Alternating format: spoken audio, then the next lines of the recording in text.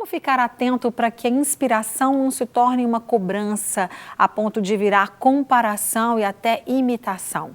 Para responder essas e outras dúvidas que você já pode começar a enviar pelo nosso WhatsApp, eu recebo a psicanalista Gabriela Barreto e a terapeuta Renata Borja. Lembrando, nessa quarta-feira, a gente está ao vivo e você pode mandar as suas perguntas, como eu acabei de dizer, por esse número aí do WhatsApp que está na sua telinha.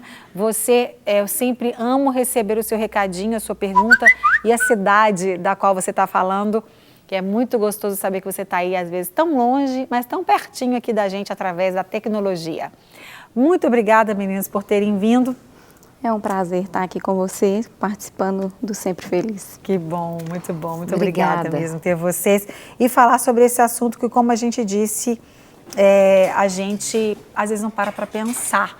A gente sempre é importante, ou é natural que a gente tenha alguém para inspirar, para nos inspirar, alguém que vai te inspirar a ser uma melhor profissional, alguém que te inspire a buscar mais um crescimento nessa área ou em outra, pessoas que inspiram na moda, inspiram no comportamento. É legal ter alguém para inspirar a gente? É bem bacana e saudável, né? Porque parte do princípio que desde quando a gente nasce, a gente tem um outro para olhar, né? A gente tem o outro que nos olha, mas a gente sempre tem aquele outro para qual a gente olha, né? Então, se inspirar faz parte de um crescimento, mas diz também daquele sujeito que está sendo formado, né? Daquele sujeito que vai se transformando, vai crescendo ao ponto de tomar um pouco de cuidado com a comparação. A comparação talvez ela chegue num nível de uma certa rivalidade, de se colocar no lugar do outro. E aí se perguntar, mas onde é o meu lugar, né? É verdade. E aí, o que você acha, Renata? A inspiração, ela é sempre positiva, é claro, né? O nome até já fala, né? Vou me inspirar em alguém, vou me inspirar em alguma coisa. E a comparação, nós terapeutas cognitivos comportamentais, nós temos um erro cognitivo que a gente chama, e o erro cognitivo básico, que isso é algo a ser tratado, chama-se mania de comparação. Então, por aí a gente já vê que a comparação não é uma coisa que faz bem a você, né? A inspiração, quando você diz inspiração, lógico que cada um de nós tem uma forma diferente de pensar. Então, nós compreendemos que dentro do processo terapêutico, dentro da terapia cognitivo-comportamental, que a pessoa, ela pensa, ela sente e ela se comporta. Então, eu penso, aquilo que eu penso produz aquilo que eu sinto e produz a forma como eu vou me comportar diante do mundo. Então, se eu pensar que alguém é uma pessoa bacana e legal e eu falo, nossa, eu quero ser igual a ela, ou eu quero ser algo parecido com ela, eu quero chegar lá, é lá que eu quero chegar, e eu criar com isso estratégias funcionais, um passo a passo, gradual, para eu poder atingir o meu objetivo, né? Lógico que dentro das minhas limitações realistas para esse objetivo, isso é ótimo. Agora, a partir do momento que você começa, não, mas ela tem muito, mas eu não tenho, mas ela é assim, mas eu não sou, mas ela é... Aí já é diferente, a gente já está fazendo uma coisa que já não é saudável para a gente, porque aí você sempre está vendo o outro como mais e você como menos, e não como capaz. Então, quando você está inspirado, você vê o outro, mas você entende que você tem capacidade, então você tem um esquema de capacidade ali interno, construído, que te faz falar, não, eu tenho condições de chegar lá. Só que, no entanto, quando você está se comparando, geralmente as comparações elas não são positivas. Geralmente o outro é mais e eu sou menos. Verdade. Aquela grama do vizinho é mais verde do que a minha. Então você está se colocando com um esquema para a base de inferioridade, exatamente. Então você já está construindo uma ideia de que você é menos do que o outro. Então isso não vai ser produtivo, não vai te levar a lugar nenhum. É muito interessante a gente pensar, né? Como a gente falou, a gente tem que parar e pensar algumas coisas que muitas vezes acabam sendo até corriqueiras na vida de muita gente. A inspiração, ela me remete à questão de inspirar mesmo, de você trazer o ar para dentro, né? Sim. De você faz isso, então você recebe o oxigênio nos pulmões, enche os seus pulmões para depois você expirar. Exatamente. Então, eu penso assim que é uma coisa gostosa, saudável, né? Mas chega um ponto, porque você citou, Renata, bem ali, né? Quando a pessoa começa a se comparar. Pode chegar um ponto, porque eu já observei isso na vida de algumas pessoas ao meu redor, e eu fiquei pensando sobre isso.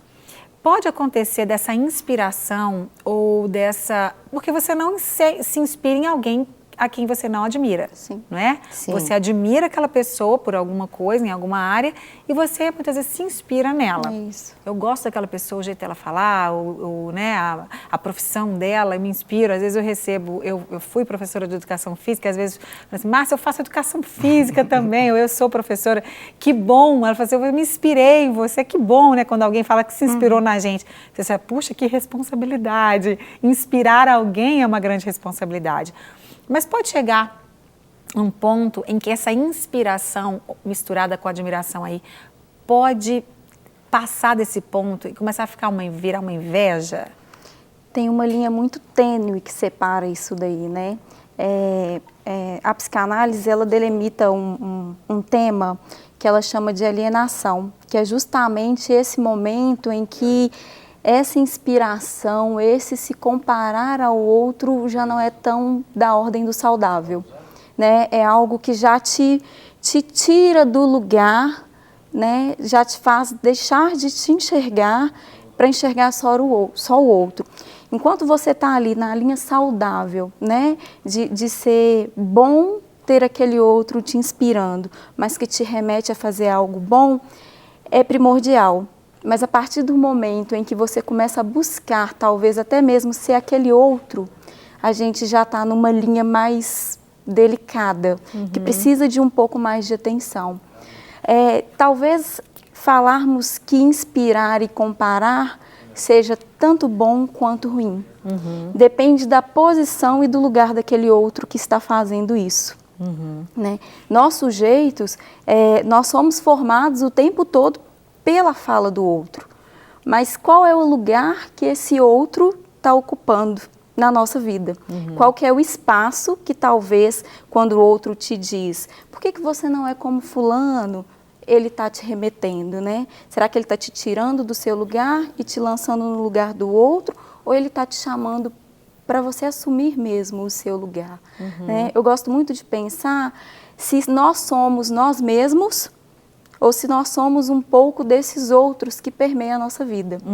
Então, essa inspiração, ela tem que estar nessa linha do saudável, que te motiva a ser melhor, mas não ser o outro, né? Porque ser o outro é da ordem do impossível, já é tão difícil sermos nós mesmos, né? É verdade. É um pouco dessa delicadeza que precisa estar mais atento. O que acontece no meio do caminho que isso vira, que isso passa do limite? Acontece alguma coisa no meio do caminho ou aquela pessoa já tinha alguma dificuldade interna, uma autoestima baixa, alguma coisa que vá, a inspiração vem e se torna algo diferente, como você acabou de explicar? Porque nós compreendemos o quê? Que o ser humano ele vai construindo. Então, ele constrói, ele a partir do momento que ele existe, ele começa ali, nas percepções dele, ele começa a construir o esquema interno dele, como que ele vai funcionar. Então, a forma como, não é o problema, não é a situação que acontece, não é o que o outro falou comigo, não é a situação que é o problema para a gente, mas o que é o problema é a forma como você compreende, como você percebe aquela situação. Então, vamos dizer assim, você falou sobre qual seria o problema, né? Eu vejo assim, por exemplo, nós podemos ter uma obsessão ali, nós podemos ter uma inveja ali, nós podemos ter graves problemas que são gerados dependendo da forma como você está olhando para esse outro. Essa forma ela é individual. Então, nós vamos ter 2 filhos dentro de uma mesma casa, criados pelos mesmos pais, um entende de um jeito, o outro entende de uma outra forma, mas eles têm a mesma família, mas é porque a compreensão sua ela é individual. a forma como você vai construindo essa sua compreensão, isso vai gerando o problema ou não. Então, aquela pessoa, ela fala, não, eu quero chegar muito lá, eu quero chegar muito... Ela começa a ficar obsessiva com aquilo ali, os pensamentos começam a ficar repetitivos, ela repetindo aquilo. E vamos dizer que aquilo é uma meta muito alta, que ela vai ter uma dificuldade muito grande de atingir. Então, aquilo pode se tornar uma coisa doentia.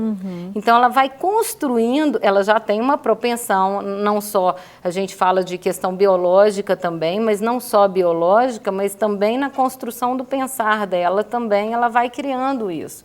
Então, a forma como cada um de nós interpreta, ela é diferente. Você vai interpretar de um jeito, eu vou interpretar de outro. Então, os pais, geralmente, eles têm, muitas vezes, a gente vê, eles usam esse tipo de recurso da comparação numa tentativa de que, não, eu vou estimular meu filho, então eu vou criar um desafio para ele. Ele entende, se eu falar com o outro, eu vou criar um desafio e ele vai atingir esse desafio. Só que muitas vezes ele gera o contrário. A frustração. Porque a criança está lá, ouvindo aquilo ali. Nossa, mas o outro é melhor do que eu. Poxa vida, mas eu não consegui. Ai, mas isso vai ser muito complicado. Então, você ali, você já barra a história e você já não consegue. E tem aquele... Então, nesse sentido, a comparação vai ser geralmente... Geralmente, a comparação... É ruim. É ruim. É claro que é o que ela disse. A gente tem que entrar, tudo que é excessivo, tanto uma coisa quanto outra, vou me inspirar tanto que vira doença, pode ser. Tudo que você vai fazer de uma forma excessiva, ela pode te gerar problemas. Para receber todas as novidades do canal, inscreva-se e se curtir o vídeo, clique em gostei. Aproveite para acompanhar a Rede Super nas redes sociais.